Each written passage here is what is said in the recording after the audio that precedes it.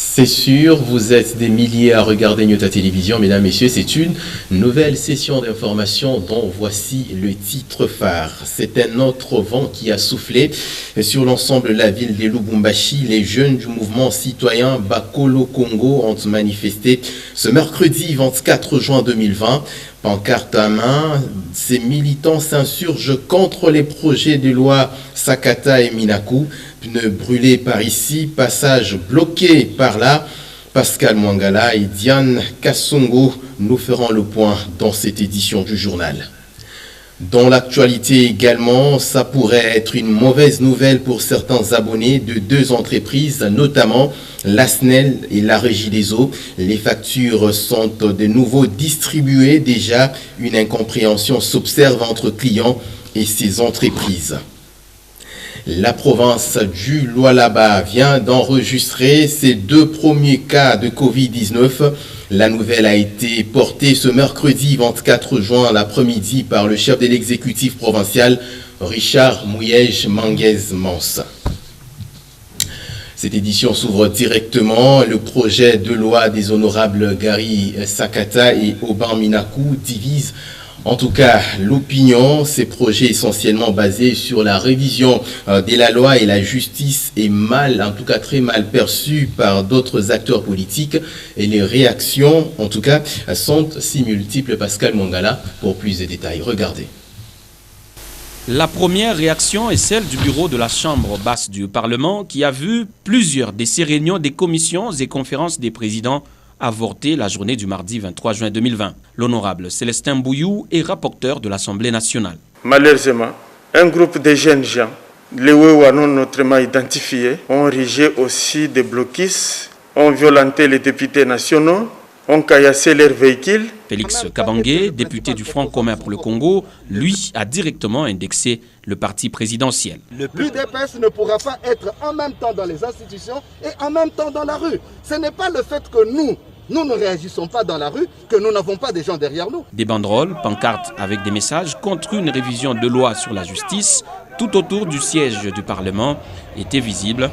D'autres sources renseignent même des attaques contre certains élus du FCC. Visiblement, le projet de loi des honorables Gary Sakata et Aubin Minaku est mal accueilli au sein de la coalition FCC-Cash. Et répondant à Top Congo FM sur ce projet de loi qui viserait à donner pouvoir au Parlement, notamment dans la nomination des magistrats, Aubin Minaku précise. Archi faux. Que le ministre de la Justice soit président du Conseil supérieur de la magistrature. Archi faux. Que le ministre de la Justice puisse arrêter une action judiciaire. Une fois de plus, archi faux. C'est pas non plus correct de remettre les procureurs sous la tutelle du ministre de la Justice.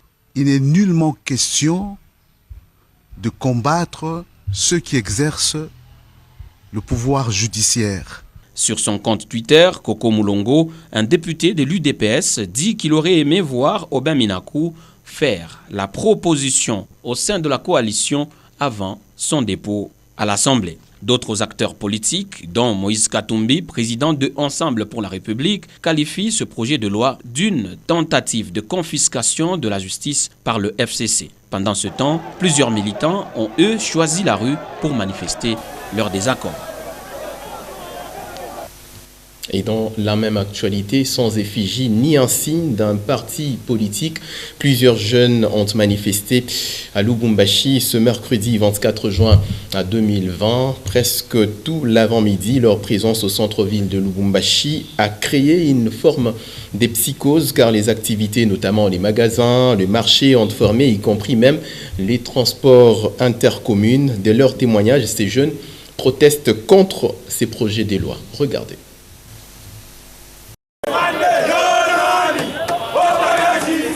Ils ont pris d'assaut tout le centre-ville de Lubumbashi en y sémant la panique.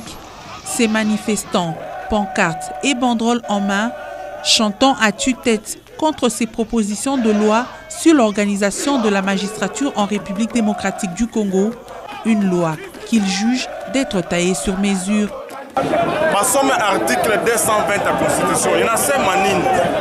L'article 220 de la Constitution est clair.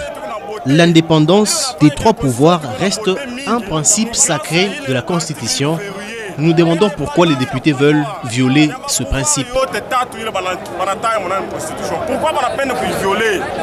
Au parquet de grande instance de Lubumbashi, ils ont crié à une justice équitable pour tous.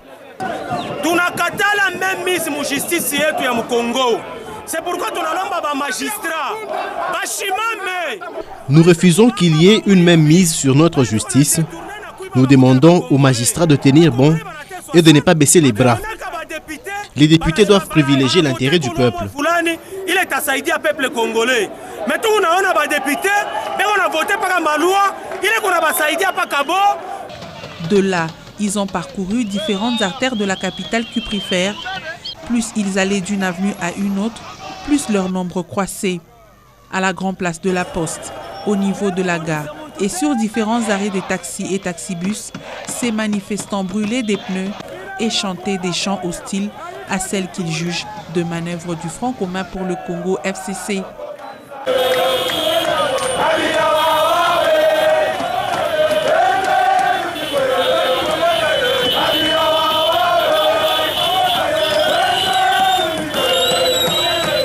Malgré l'intervention et l'accompagnement de la police nationale congolaise, ces jeunes sont restés égaux à eux-mêmes.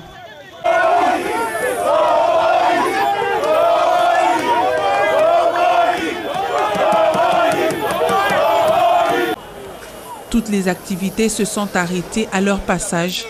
Les portes des magasins et autres boutiques ont fermé.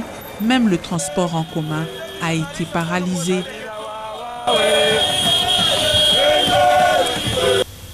C'était une vive tension vécue sur l'ensemble de la ville de Lubumbashi ce mercredi 24 juin 2020. Vous l'avez suivi avec ce reportage de Diane Kassongo et Meshak Kaembe. Mesdames, Messieurs, les manifestations en rapport avec ces projets de loi proposés par les honorables Gary Sakata et Aubin Minakou ont eu un impact sur la plénière de ce mercredi 24 juin 2020 à l'Assemblée provinciale du Haut-Katanga. Pascal Mangala Marmotte, Meshak Kaembe était au siège du Parlement.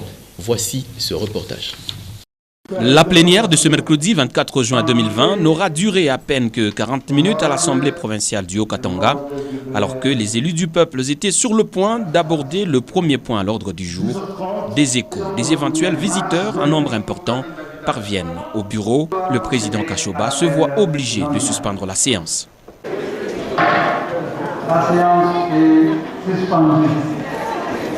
Le siège de l'Assemblée est tout de suite envahi par des dizaines de personnes, majoritairement jeunes, avec des messages hostiles au FCC. Thomas Lopata, un député de l'UDPS qui les a approchés, explique le pourquoi de leur présence à l'hémicycle. L'instruction du dossier ne commence pas avec les juges, par contre ça commence avec les magistrats.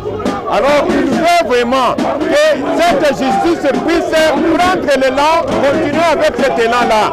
C'est pourquoi ils ont manifesté, ils sont venus donc à l'institution numéro 1 de la province pour manifester leur ras-le-bol. Ils ne veulent pas que cette loi soit traitée même au niveau national. Un rendez-vous manqué pour les élus du Haut-Katanga qui n'ont repris la session de mars que mardi 23 juin.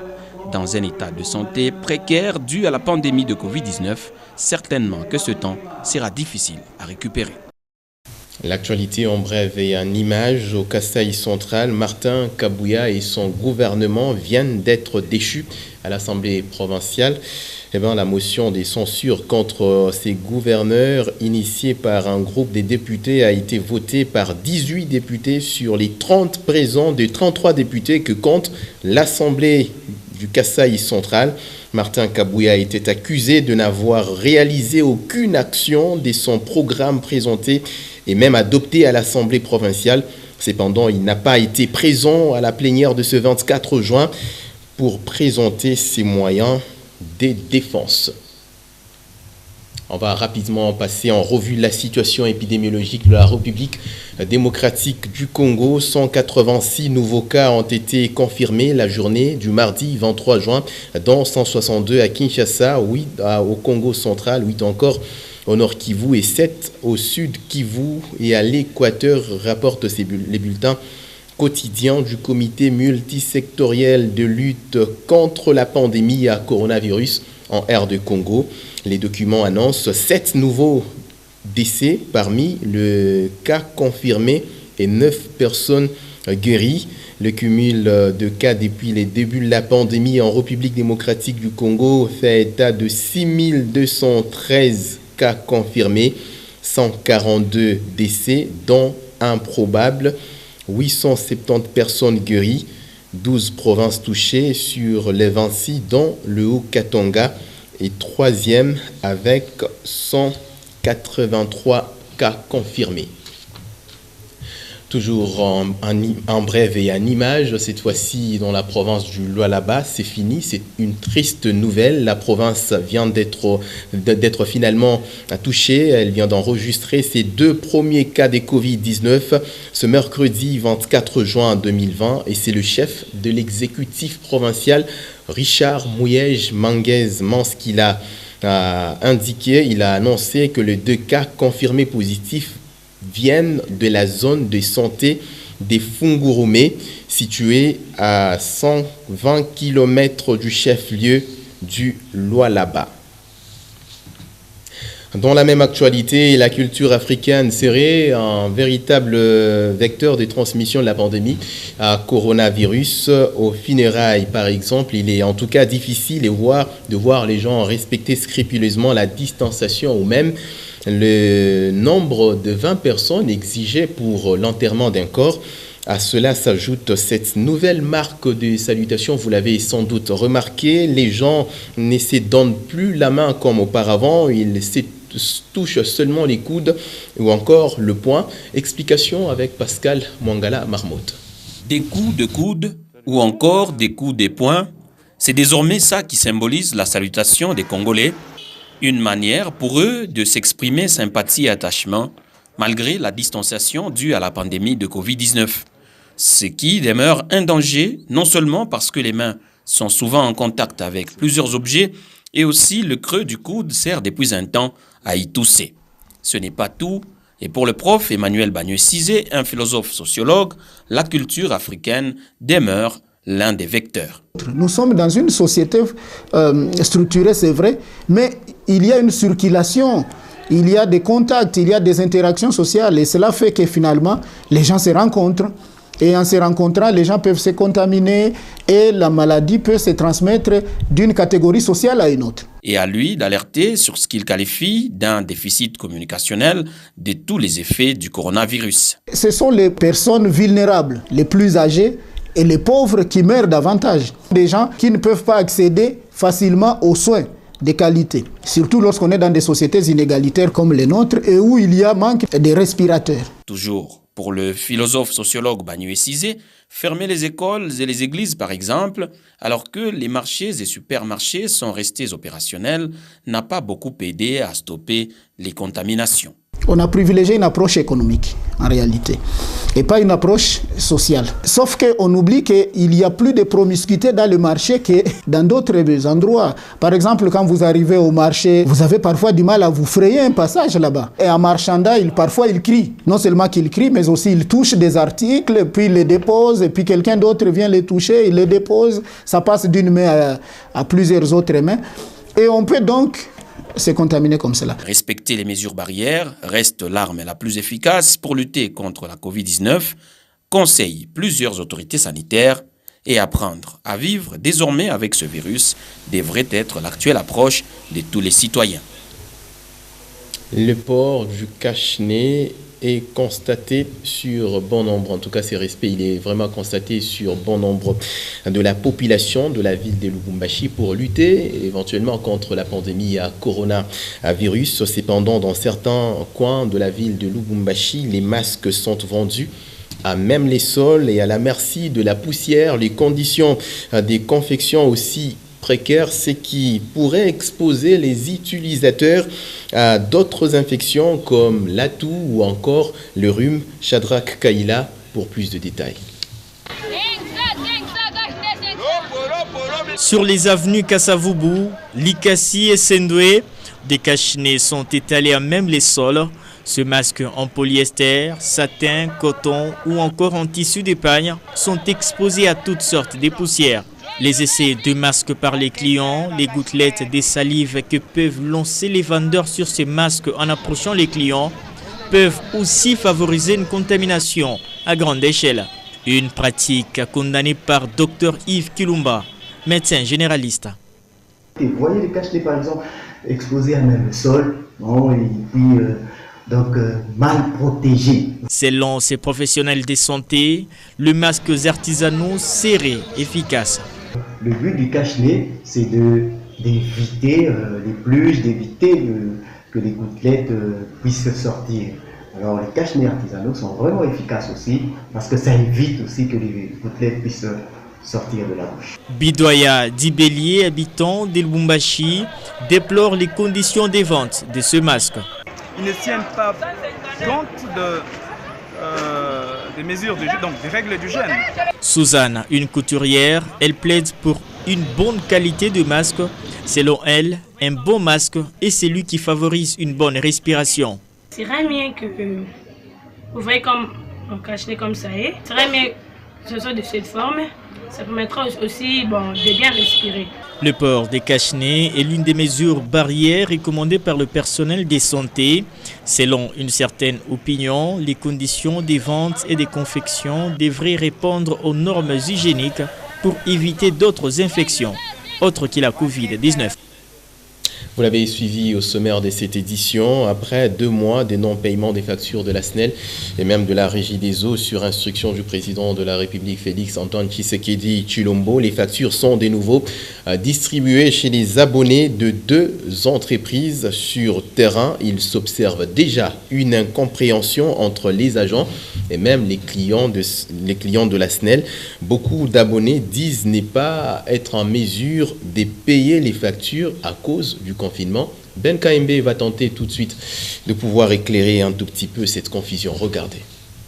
Monsieur Désiré Muganza, habitant de Lubumbashi, est surpris de recevoir le 18 juin une facture de la SNEL équivalent à 34 000 francs congolais alors qu'il est en confinement. Un montant qu'il juge difficile à réunir en ces temps de crise sanitaire car toutes ses activités sont paralysées. Jusque-là, ma ma terrasse, ma restauration, ma case, congé technique. Ça, tout ça.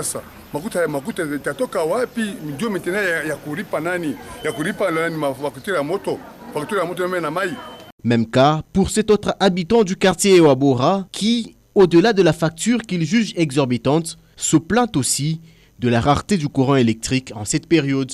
Recevoir ma facture tant que moto depuis le président c'est ma moto a stable. Ma batterie, et puis ma confinement, mon traversé un peu difficile. Pour le directeur provincial de la SNEL, Fridolin Kumbu, la décision de fournir gratuitement l'électricité ne concernait que les mois de mars et avril, et cette période a bel et bien été respectée. Vous dire qu'au mois de mars et avril, nous avons appliqué la décision du gouvernement qui octroyait la gratuité de la consommation de l'énergie pendant ces 2 mois. Étant donné que ces 2 mois sont passés, c'est ainsi que nous avons commencé à distribuer les factures. Ce n'est pas un problème provincial où moi je dois prendre des décisions. C'est une situation nationale. La décision que nous avons prise est venue du gouvernement, nous l'avons exécutée. Nous sommes là pour exécuter les instructions, les décisions du gouvernement. Pendant 2 mois, les Congolais auront bénéficié de la gratuité de l'énergie électrique. Toutefois, il est à rappeler que l'état d'urgence se poursuit jusqu'au début du mois de juillet et aucune loi n'a été votée dans le sens de la continuité de la gratuité du courant électrique et de l'eau dans le pays.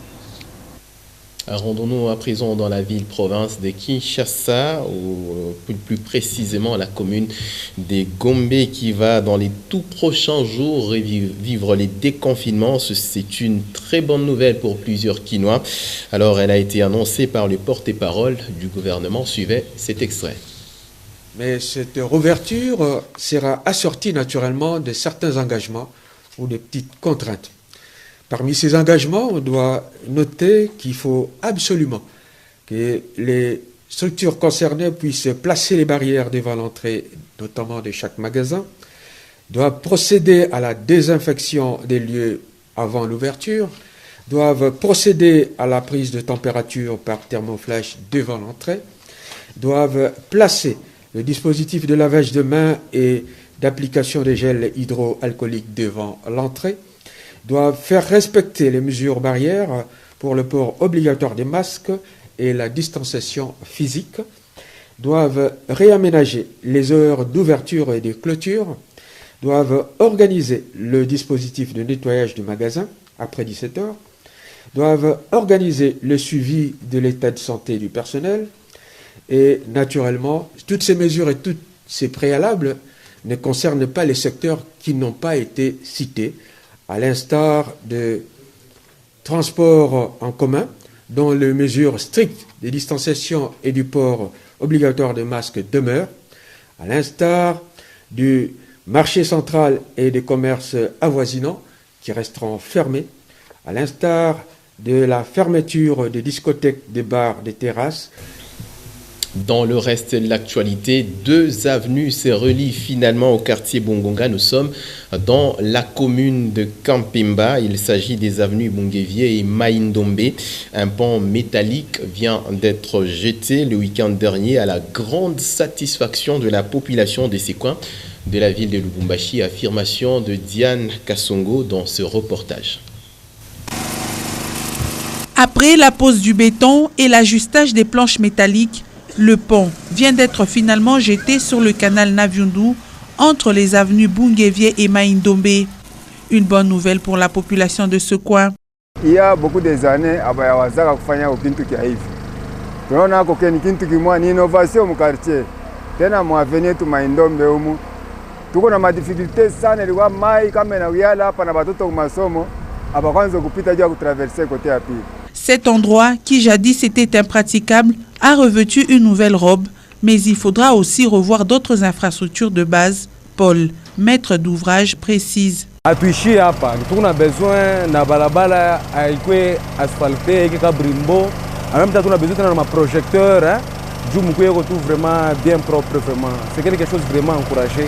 Un autre problème, c'est le manque d'assainissement du milieu qui serait à la base du paludisme dans plusieurs foyers longeant le canal Naviundu, affirment ces derniers.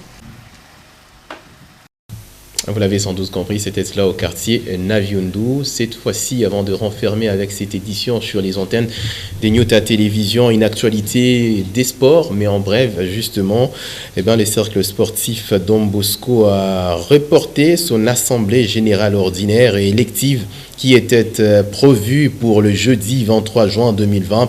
Ce report est dû à l'état d'urgence de la pandémie à coronavirus.